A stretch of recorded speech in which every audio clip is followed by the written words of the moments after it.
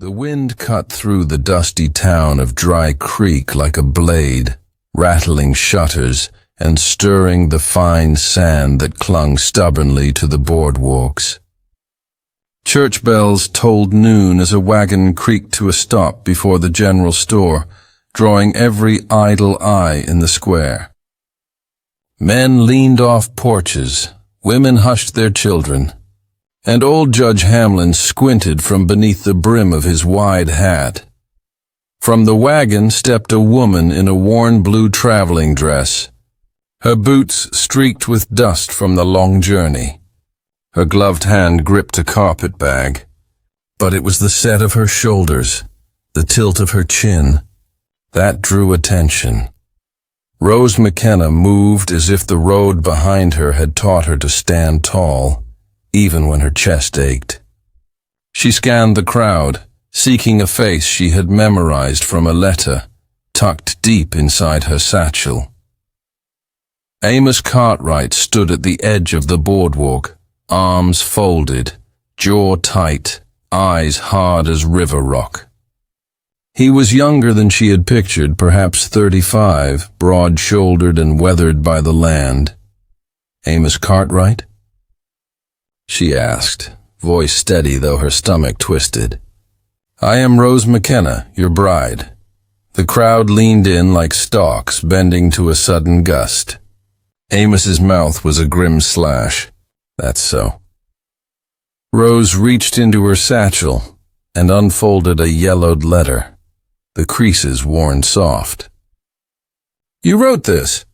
Said you were a man of means but tired of loneliness. Said you wanted a good woman to make a home with. I answered honest," he said, voice low, sharp as a knife. I told you I had no kin, no fortune, but a willing heart.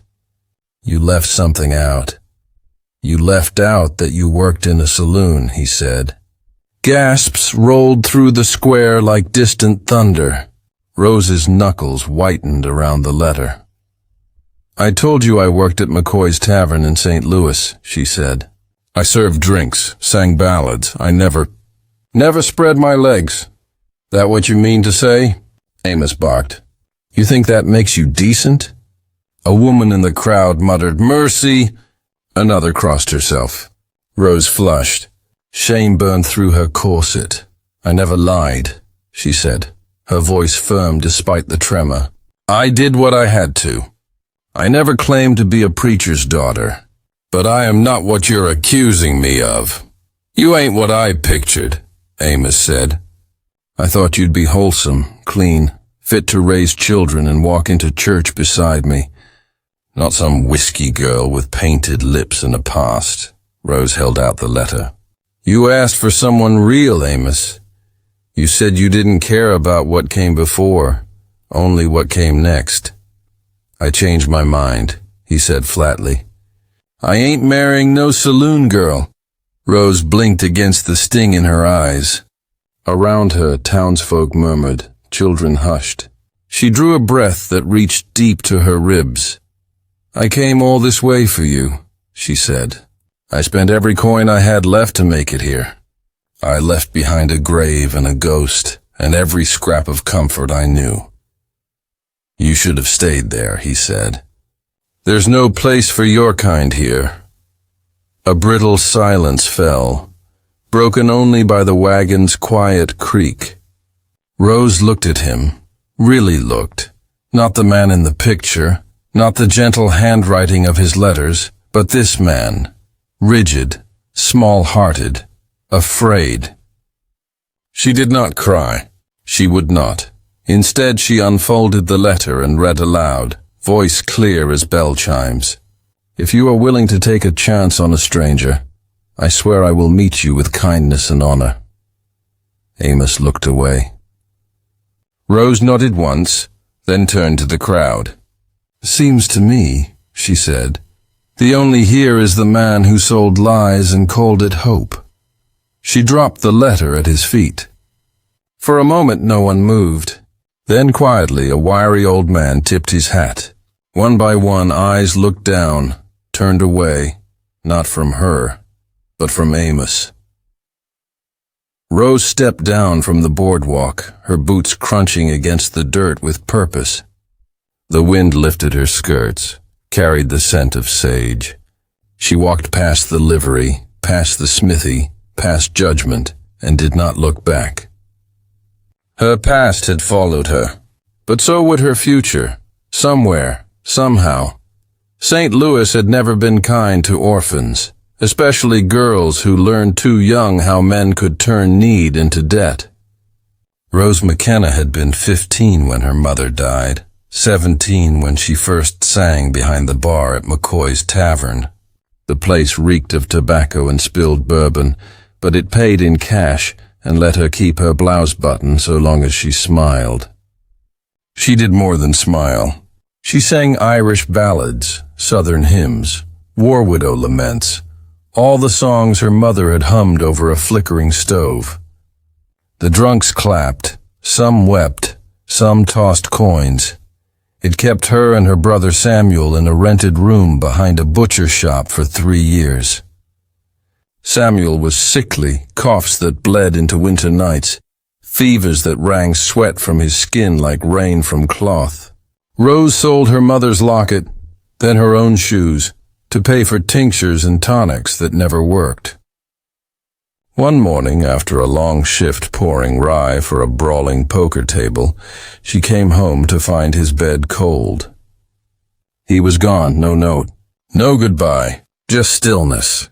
Grief hollowed her but also sobered her. She no longer belonged to the city, its alleys or the mirrors showing a girl with hope scraped thin. One rainy afternoon, scrubbing lipstick stains from shot glasses, she noticed a crumpled page left on the bar. It was a Missouri farmer's bulletin, seeking good-hearted woman for marriage. Honest, kind, willing to build a home. I am a cattleman with land but no family. Letters welcome. Amos Cartwright, Dry Creek. She read it twice, then again. Foolish? Desperate? Unreal?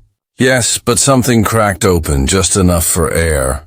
That night, by candlelight, she wrote of her love for music, her quiet strength, and the hard choices of those with no other path. She confessed nothing of her brother's death or the weight she carried, but told the truth about the saloon and her desire to leave it behind. Weeks passed. She imagined he had tossed it, chosen some fresh-faced girl with a father's blessing and hope chest full of lace. Then, one morning, an envelope arrived. He called her Miss McKenna, said her honesty stirred something gentle in him. He wanted a partner, not a porcelain doll, someone who understood loneliness and still had something left to give. She held that letter like scripture. In the days that followed, she packed what little she had. One spare dress, a comb, her mother's rosary. She pawned her guitar to afford the train fare. The clerk at the station gave her a look reserved for women traveling alone. She stood straighter. She was not running. She was answering. Dry Creek was scrawled on her satchel tag. A place she had never seen, for a man she had never met, carrying only the weight of her past and the fragile hope of something new. Cashen Ridge noticed her as she stepped down from the wagon. She held herself upright, chin high despite the murmurs. Cashen had never thought much of Amos, but watching Rose stand humiliated yet unbowed stirred something long dormant in him. As the crowd scattered, she turned, boots crunching gravel, eyes fixed on nowhere. "Miss?" Cashen called. She froze. "I saw what happened." "You heading somewhere?" She turned slowly. "Does it look like I am?" "I reckon not." Silence stretched. "My name's Cashen Ridge," he said, removing his hat. "I've got a ranch 7 miles west. Ain't much for comfort, but clean and the roof don't leak. You're welcome to stay a few nights, just until you figure out where next." Her gaze narrowed. "Why?" Because I'd want someone to offer the same if it were my sister standing here like you. He met her eyes. I heard a fool talking and saw a woman keep her dignity while the whole town tried to strip it from her. I expect nothing, not thanks, not favors. Just that no one should be left standing in the dirt with no place to go. Rose hesitated, pride and exhaustion wrestling across her face. Finally she nodded. All right, Cashen said. We ride slow. My horse ain't fond of strangers, but he's too old to argue. They walked to the hitch post. A tired chestnut gelding waited, eyes half-lidded against the sun. Cashen helped her onto the saddle, then led the reins beside her. Boots kicked up dry dust as the town receded behind them. They did not speak much. The silence between them was not uncomfortable. It was the silence of two people who had nothing left to prove and nothing yet to lose.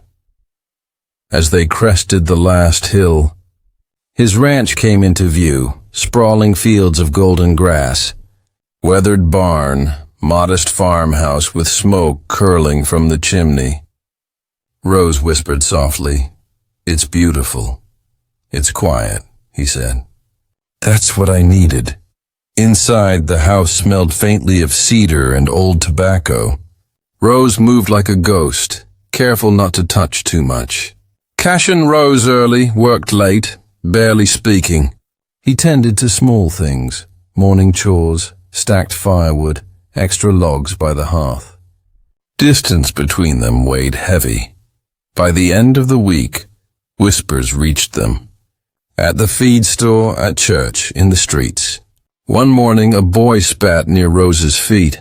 Cashen turned, grabbed the boy by the collar, lifted him clean off the ground. You got something to say to a lady? Say it to her face or keep your damn mouth shut. Silence followed. Later they sat quietly by the fire. Cashen confessed, I was married once. We tried for children. 2 came, neither stayed. She got sick. Fever came fast. I was in town picking up lumber. Came back to find her. Gone by morning, Rose's breath caught. She told him of Samuel, of losing her brother. For the first time they shared grief, understood it together. Days passed. Rose hummed while peeling potatoes. Cashen paused in doorways listening. Hands brushed while gathering winter berries. At night she played a banjo, slow and mournful. Snow fell, cold but steady. He left jars of honey without explanation. Silence became intimacy. One night, wind howled, fire snapped. Cashen leaned close, whispered, You are the first quiet I've felt in years. They kissed, tender, patient. I don't know who I am here, Rose whispered. You would not be you if you were someone else, he said. The first snow melted. Spring hinted at life in the prairie. Work and chores continued. Shared breakfasts, lingering glances, quiet laughter. Then the past found them. Whispers returned, but Cashen stood firmly.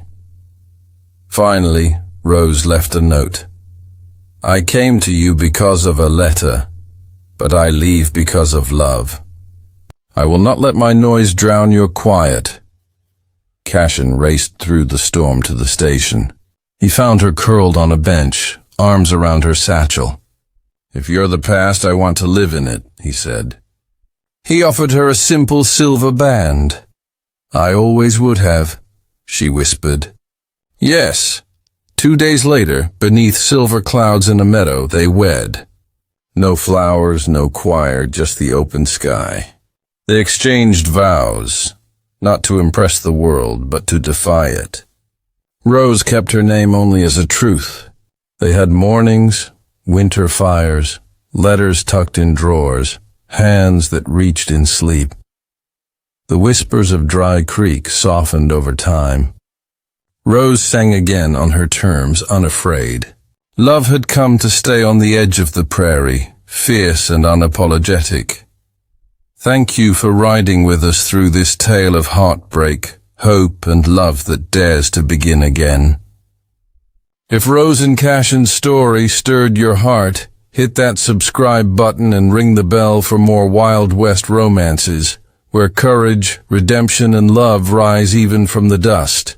Until next time, partner, keep believing in love that defies everything.